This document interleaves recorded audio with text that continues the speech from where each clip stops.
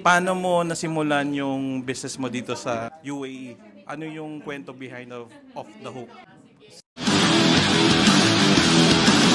Siguro bago ako umalis ng Pilipinas, no? Parang yung mindset na habang panahon na empleyado tayo, di ba? So, it's about mindset. And of course, yung makatulong sa kabayan. Kasi as employer, siyempre, you can do anything na gusto mong tulungan yung mga kababayan natin, no? To create yung trabaho, di ba? So, kasi right now, we have like 150 kababayans na. Praise God. So, yun. And, siyempre, yung intention. Dapat maganda. Sabi nga daw, the success of the business is start with a good intention.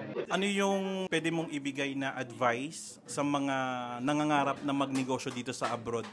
Especially sa mga Pilipino. Well, sa akin lang is kailangan natin tanungin bakit. Di ba? Start with why daw eh. So, bakit mo gagawin? Di ba? Kasi ang iba, ayaw naman natin na parang hype lang. Siyempre yung passion natin and yung purpose. Bakit nagagawin natin ang isang bagay, di ba? So ultimately, siyempre kailangan tumulong tayo. So yun naman yung lagi ka natin sinasabi.